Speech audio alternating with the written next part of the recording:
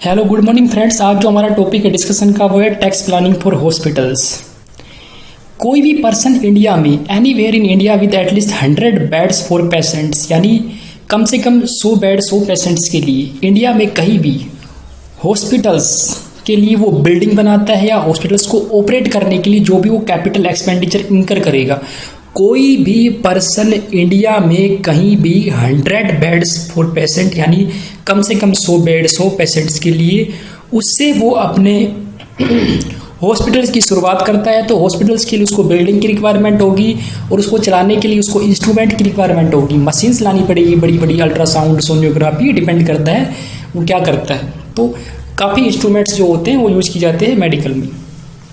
तो कोई भी पर्सन इंडिया में कहीं भी अगर कोई बिल्डिंग बनाता है हॉस्पिटल्स की, उसको हॉस्पिटल्स को ऑपरेट करता है, तो उस बिल्डिंग बनवाने में और हॉस्पिटल्स को ऑपरेट करने में जो भी वो कैपिटल एक्सपेंडिचर इनकर करेगा उस कैपिटल एक्सपेंडिचर की 100% डिडक्शन मिल जाएगी सेक्शन 35 AD के अंदर। सेक्शन 35 AD जो है वो स्पेसिफाइड बिजनेस के बारे में बताता है कि अगर कोई स्पेसिफाइड बिजनेस करता है तो उस पर जो भी वो कैपिटल एक्सपेंडिचर करेगा 100% डिडक्शन मिल जाएगी, लेकिन कुछ कंडीशन सेटिस्फाई करनी पड़ेगी। वो सेक्शन 35 AD के अंदर कुछ लिस्ट दे रखी है बिजनेस की जिसको माना गया है स्पेसिफाइड बिजनेस, जैसे कोल्ड चेन फैसिलिटी, यानी अगर कोई पर्सन्स का काम है वो एग्रीकल्चर प्रोड्यूस को ट्रांसपोर्ट करता है, उसको स्टोर करता है, मतलब बाय यूजिंग रेफ्रिजरेशन, यानी उसको वो खराब होने से रोकने का काम करता है, ट्रांसपोर्ट का काम करता है एग्रीकल्चर प्रोड्यूस का, तो वो आता है स्पेसिफाइड बिजनेस में। ऐसे ही कोई अगर कोई हॉस्पिटल्स का बिजनेस करता है तो वो भी आता है स्पेसिफाइड बिजनेस में।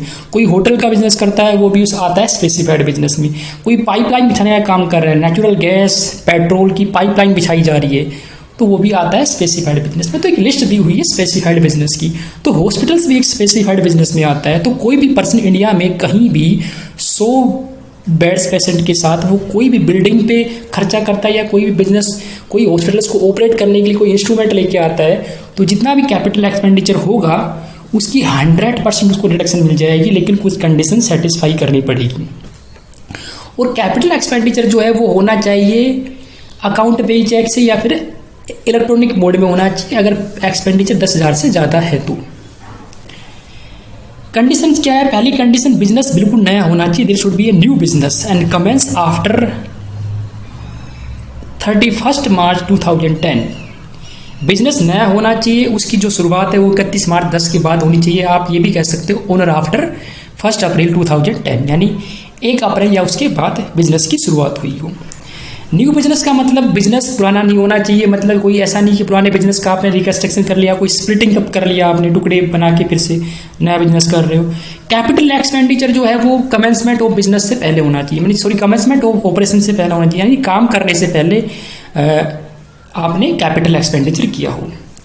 जो भी कैपिटल एक्सपेंडिचर आप कर रहे हो उसका बुक्स ऑफ अकाउंट में एंट्री होना चाहिए, यानी आपने उसको कैपिटलाइज कर लिया हो, उसको कैपिटलाइज कर लिया हो। दूसरी बात, कैपिटल एक्सपेंडिचर का मतलब ये नहीं कि आपने अगर कोई एक्वायर किया है लैंड, आपने कोई एक्वायर किया है लैंड तो वो इसमें नहीं आएगा। गुडविल, लैंड और कोई फाइनेंशियल इंस्ट्रूमेंट अगर आपने बाय किया है, परचेस किया है, तो वो कैपिटल एक्सपेंडिचर नहीं माना जाएगा।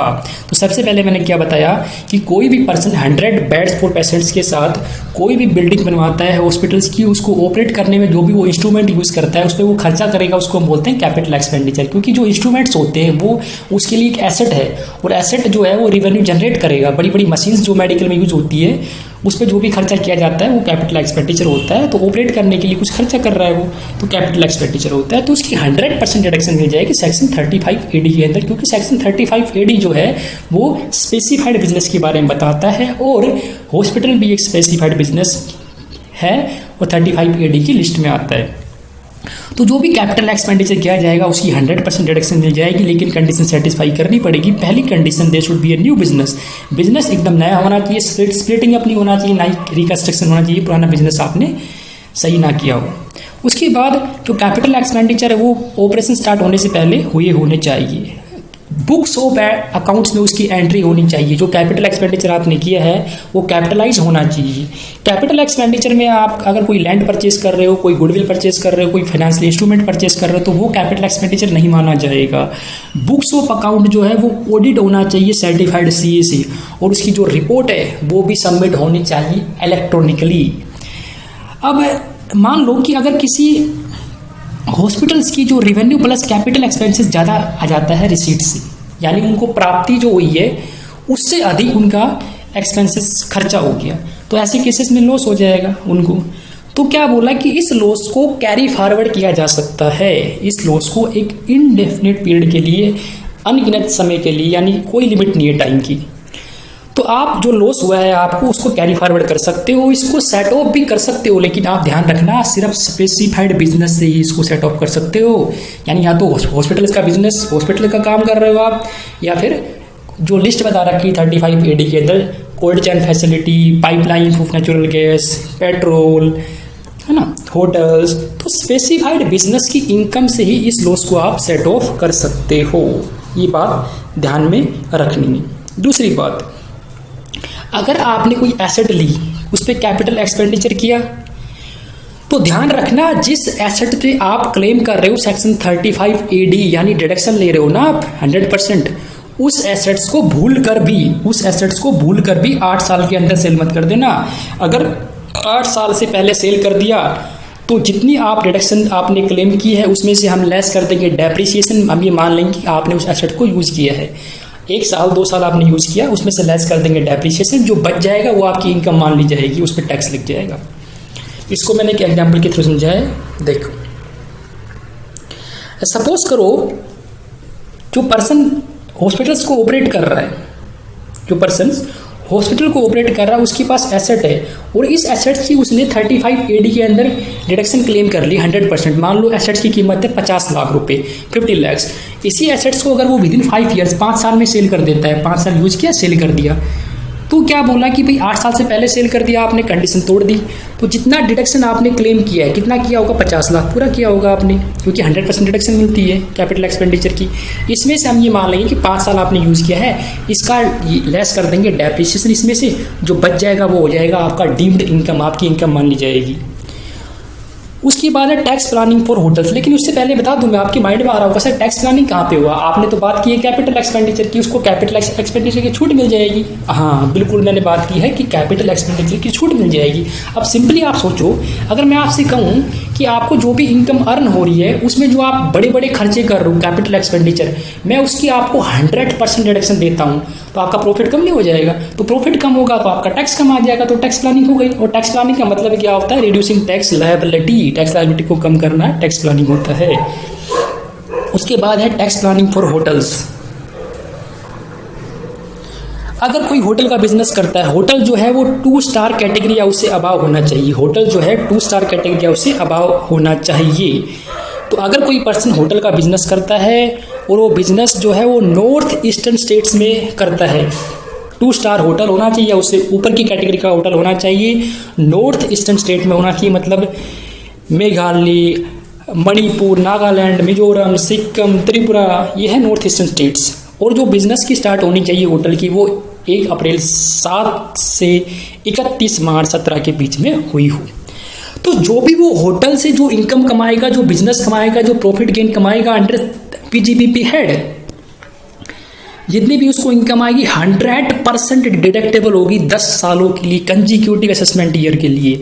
100% जितना भी होटल से वो कमाएगा सेक्शन 80IE के तहत 100% को डिडक्शन मिल जाएगी। मतलब पहले वो ग्रोस टोटल इनकम में अपनी इनकम को जोड़ेगा कि अंडर द हेड PGBP मुझे income I from hotel business, जैसे मान लो उसको इनकम आई 1 करोड़ रुपए की, तो उसमें से फिर वो डिडक्शन ले लेगा 80IE की होटल बिजनेस के लिए, 1 करोड़ लेस कर देगा, बच जाएगा टोटल इनकम निल, तो टैक्स लायबिलिटी 0, तो हो गई टैक्स प्लानिंग। तो होटल बिजनेस कोई करता है तो सेक्शन 80I के अंदर पूरा का पूरा 100% 10 सालों तक लगातार उसको डिडक्टेबल है, यानी उसको डिडक्शन मिल जाएगी।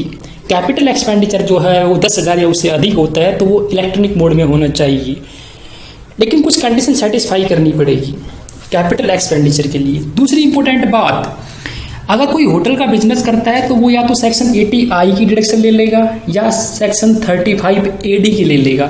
या तो प्रॉफिट की डिडक्शन ले लो आप सेक्शन 80I में, या फिर जो कैपिटल एक्सपेंडिचर आप कर रहे हो स्पेसिफाइड बिजनेस, जो होटल जो है स्पेसिफाइड बिजनेस है 35AD के तहत, या तो आप प्रॉफिट जो आप अर्न कर रहे हो होटल से उसकी डिडक्शन ले लो आप 10 सालों तक 100% 80I की तहत। या फिर आप एक काम करो, आप जो कैपिटल एक्सपेंडिचर कर रहे हो आप उसकी आप डिडक्शन ले लो, दोनों में से एक। ऐसा नहीं कि आपने 35AD की भी डिडक्शन ले ली और फिर चैप्टर 6A की भी ले रहे हो सेक्शन 80I के तहत, तो वो पॉसिबल नहीं है। एक टाइम एक डिडक्शन ही अलाउड है।